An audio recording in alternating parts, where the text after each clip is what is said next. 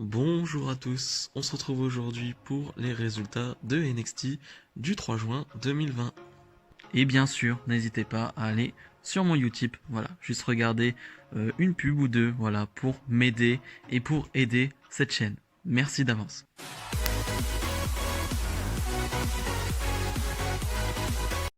On débute le show avec Mia Yim face à Candice LeRae.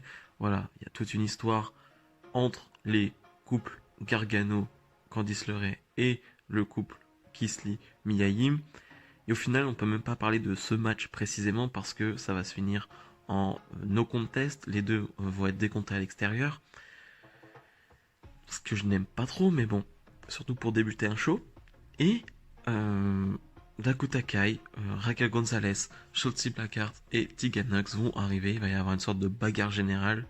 euh, Parce que voilà, elles vont toutes se frapper entre elles. Enfin, du moins, Shotzi Blackheart, Tegan Nox et Mia Yim vont être d'un côté et Raquel Gonzalez, Dakota Kai et Candice LeRae vont être de l'autre. Au final, Keith Lee et Johnny Gargano vont arriver. Ça va être un gros bordel pour le coup. J'ai pas trop aimé. Je vais pas vous mentir, j'ai pas trop aimé.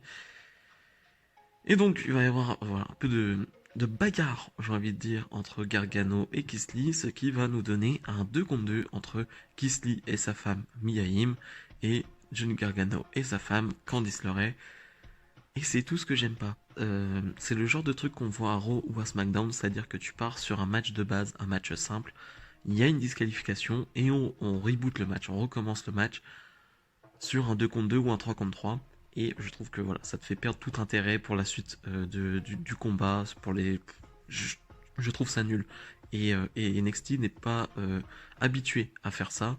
Et là, le fait, et pour le coup, je n'aime pas trop, sachant qu'en plus, Keith Lee et Gargano ne sont pas du tout en tenue de catch. Voilà, je trouve ça bizarre de mettre ce 2 contre 2 là. Je pensais qu'ils allaient réserver ce 2 contre 2 euh, voilà, en le pushant un peu, c'est-à-dire que en le mettant en avant pour les prochaines semaines, j'imagine. J'imaginais un truc où voilà, on le saurait une semaine en avance, où les deux étaient prêts, les deux teams étaient prêtes. Et non, on nous le met comme ça. Au final, le match est pas terrible, c'est-à-dire que Mia Yim va avoir une domination sur Candice LeRae et Keith Lee va avoir une grosse domination sur Gargano. Et ça va se jouer avec Gargano qui, avec les clés de sa voiture, va un peu aveugler Keith Lee, ce qui va profiter à Candice LeRae qui va faire un roll-up sur Mia Yim et donc l'emporter et donner la victoire à son équipe. Donc j'imagine forcément qu'il y aura une revanche. Ça continue de toute façon parce que ce dimanche, il y aura Keith Lee contre Gargano. Et à la fin du match, il va se passer un truc bizarre. Keith Lee va un peu se coincer la main dans l'escalier et Gargano va en profiter pour taper dans l'escalier et donc faire mal à la main de Keith Lee. Ce qui, à mon avis, nous tease une possible blessure de Keith Lee ce dimanche pour que Gargano soit crédible face à Keith Lee. Donc je comprends l'idée, mais voilà, bon, vous aurez mes pronostics pour ce match vendredi. J'en dirai pas plus. Isaiah Scott face à Tony Nese. Je vais pas en dire grand chose parce que je pense pas que ça a un grand intérêt. Il y a juste une histoire avec Jack Gallagher, voilà, qui est un peu manager de Tony Nese un peu en ce moment, j'ai l'impression. Enfin, manager non, mais ils sont un peu proches, on va dire. Mais voilà, sinon c'est pas très intéressant. Le match est plutôt cool. La fin de match est bien dynamique et ça part bien. Ça part très bien. Et Isaiah Scott est incroyable. Franchement, pour le coup, juste voir Isaiah Scott catcher, même si ça n'a pas grand intérêt, moi ça me va. Au final, il va l'emporter avec un roll-up. Bon, il y aura une revanche. Je suppose que ça va continuer dans la division Cruiserweight. Voilà, ce genre de guerre. Mais pour le coup, je suis pas intéressé. On est censé avoir une interview de Dexter Lumis, mais il ne va pas répondre. Voilà, on va lui poser une question sur Velvet in Dream contre Adam Cole, lui qui est investi dans cette histoire parce qu'il est venu à de nombreuses reprises aider Velvet in Dream. Et bah non, il ne décide de pas parler et va faire un dessin. Alors, c'est Dexter Lumis, j'ai envie de dire ce qu'il faut chercher à comprendre.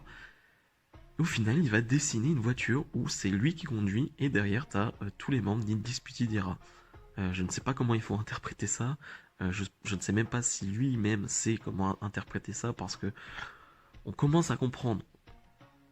J'allais dire on commence à comprendre, non, mais on commence à savoir comment est Dexter Lumis, c'est-à-dire qu'il est très spécial, très bizarre, on peut le dire, et que c'est une gimmick qu'on ne comprend pas exactement, mais qui nous intrigue énormément. Et encore, pour le coup, il nous intrigue, et mon amour pour Dexter Lumis ne fait que grandir.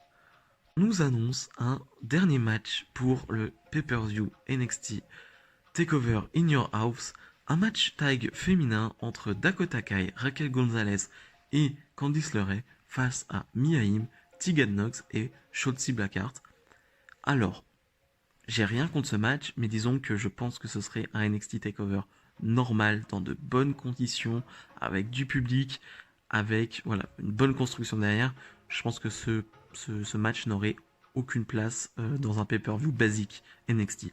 Maintenant, dans l'environnement où c'est, euh, je pense que ça fera pas de mal. Ça te met un peu plus de filles sur la carte. Ça te il y a du talent, là il n'y a aucun problème. Hein. Dans les 6, il y a vraiment du talent, tu auras un bon match, j'imagine, mais pour le coup, ma hype pour ce match n'est pas très élevée. Match tag pour définir une nouvelle équipe challengeuse au titre de Imperium. Donc, une disputée d'Ira va arriver, voilà, classique. Danny Burch et Oni Lorcan vont arriver, classique, ils sont assez construits ces dernières semaines. Et la troisième équipe, on se demande c'est qui, on a une petite surprise. On va avoir une entrée d'astronaute, qu'on comprend pas trop, et en fait ce n'est d'autre que Breezango, tout simplement, qui font encore une entrée très spéciale, hein, comme d'habitude, avec une nouvelle musique, très années 80, hein, ça leur va très bien pour le coup, mais Breezango qu'on n'avait pas vu depuis des semaines, voilà, voire quelques mois j'ai l'impression, et je pense tout simplement que, voilà, avec la fracture voilà, dans l'équipe Matt Riddle, Timothy Thatcher, voire Pete Dunne, Matt Riddle qui va aller dans le roster principal. Il manque une équipe de face du côté de NXT. On a essayé de construire O'Neal Lorcan et Danny Burch, mais c'est une équipe de face, mais ils ont pas de gimmick, ils ont pas de la personnalité, on va dire, assez forte, même si c'est une très bonne équipe. Et là, donc du coup, on nous ramène Breezango. Je pense que c'est vraiment une bonne idée. Alors oui, sur le ring c'est bon, mais c'est pas exceptionnel comme toutes les équipes qui à NXT, mais je pense que ça fera largement le boulot et je pense qu'on les reverra les prochaines semaines. Donc on va avoir un match à trois équipes très sympa. Ce que j'aime du côté des NXT, c'est quand il y a un match à trois équipes, et ben les un membre de chaque équipe est sur le ring, ce que ne fait pas Raw SmackDown hein, à chaque fois. Donc c'est un peu de la merde, très clairement, quand c'est ça. Parce qu'une équipe ne sert à rien et attend juste que les autres viennent sur les coins du ring pour faire le tag. Mais bref, donc on a un match plutôt sympa où les deux équipes de face vont s'en prendre un dispute des rats. Voilà, ça va être quasiment du 2 contre 1 pendant tout le match. Et une dispute des rats, forcément, avec leur technique, avec leurs habilités et voilà, leur facilité dans le genre de tag team. Voilà, ils vont reprendre le dessus. Et Dexter Lumis, encore une fois, qui décidément n'en a pas fini avec une disputée d'Ira, va être en ringside, va apparaître de nulle part, hein, comme d'habitude, ce qui va un peu distraire tout une disputée d'Ira, surtout Roderick Strong. Et là, Breezango vont prendre le dessus et vont l'emporter avec une descente de la cuisse de Fandango, hein, comme à l'époque, j'ai envie de dire. Et donc Breezango est la nouvelle équipe challengeuse au titre d'Imperium. Imperium qui va arriver pour un face-à-face à la fin. Et l'équipe de Michael Bivens, si je me trompe pas de nom. Vous savez, les deux géants, je ne retiens pas encore leur nom, malheureusement. Mais les deux géants, voilà, samoans, il me semble, indiens même, il me semble. Voilà, qui ont fait leur apparition il y a quelques mois, qu'on n'a plus trop revu depuis, qui était impressionnant physiquement, mais voilà, on n'a rien vu d'eux encore. Et il va y avoir un peu un face-off entre ces trois équipes. Donc voilà, je pense qu'on va nous construire Breezango ces prochaines semaines, qu'on va avoir des segments très fun, mais voilà. Peut-être pas pour le titre, je pense pas qu'ils gagneront, mais voilà, on nous introduit encore une fois l'équipe de Michael Bivens. Donc c'est intéressant, voilà, cette division tag est vraiment très intéressante. Santana Garrett face à Aliyah. Pour le coup, c'est pas vraiment le match qui est intéressant, c'est plutôt que Robert Stone, qui a été licencié par Chelsea Green la semaine dernière, il me semble. Voilà, tout simplement, Chelsea Green qui avait gagné avec Charlotte et qui a décidé de virer Robert Stone, son manager. Et on va avoir un Robert Stone qui essaye d'être le manager de Aliyah cette fois-ci. Voilà, ça fait 2-3 semaines qu'il est assez proche d'Aliyah, on va dire. Et là, on va voir un Robertson assez déprimé pour le coup, on va le voir à sa tête. Et finalement, Santana Garrett va l'emporter. Encore une défaite pour Aliyah, mais j'ai envie de dire, bon, hein, la Carmela du pauvre, alors imaginez. Mais voilà, je sais pas où ça va en venir parce que ça fait encore Robertson qui challenge une mauvaise personne, je ne sais, enfin qui manage une nouvelle personne, je ne sais pas. Je ne sais pas où ça va aller et pour le moment, c'est un peu confus. Bronson Reed face à Cameron Grimes. Pour le coup, le match, c'est pas qu'on s'en fiche, mais un peu. Cameron Grimes va l'emporter, ce qui lui fait une victoire de plus. Je veux dire, il a battu Finn Balor il y a très peu de temps. Là, il enchaîne avec Bronson Reed. Alors oui, c'est pas la même chose, mais voilà, il enchaîne les victoires, Cameron Grimes. Mais après le match, de nulle part, Karrion Kross va apparaître et va attaquer Bronson Reed et va juste regarder la caméra et dire voilà, ce dimanche, Ciampa spécial, voilà, c'est le mot entre les deux, voilà, qui se disent voilà, on est spécial, TikTok. Et voilà, ça te hype encore un peu plus le match de dimanche. Moi, je suis déjà méga hypé pour ce match. Il n'y a pas de souci là-dessus. Mais voilà, c'est très cool. C'est très court et très cool. Faut pas en dire plus. Je pense que Scarlett Bordeaux sera là pour faire des promos. Mais juste un Karrion Kross qui défonce des gens et qui fait juste TikTok. Moi, ça me va. Le main event, la finale du tournoi Cruiserweight entre El Hero del Fantasma face à Drake Maverick. Voilà, Drake Maverick, qui est l'histoire du tournoi, j'ai envie de dire. Le tournoi est assez simple dans le sens où on a juste des matchs de qualité, mais il n'y a pas d'histoire derrière. Là, Drake Maverick, c'est l'histoire du tournoi, et à chaque match, il nous a livré une histoire, il nous l'a construite. Et là, encore une fois, sur ce match, ça va être le cas. C'est-à-dire que Drake Maverick, alors il le sait, il le dit lui-même, c'est pas le meilleur catcheur, c'est pas le plus technique, mais il va se battre pour son job, tout simplement. Voilà, tout simplement, l'histoire, je le rappelle, c'est que Drake Maverick a été viré, et l'histoire, c'est que Drake Maverick, s'il remporte le titre, forcément, il aurait un nouveau contrat. Et on le ressent. Drake Maverick arrive à nous faire ressortir les émotions, à nous les faire sentir, et c'est beau, tout simplement, c'est très beau. Et c'est très rare que des personnalités, des catcheurs arrivent à te faire ressentir ce genre d'émotion. C'est très dur à faire. Et Drake Maverick y arrive à merveille.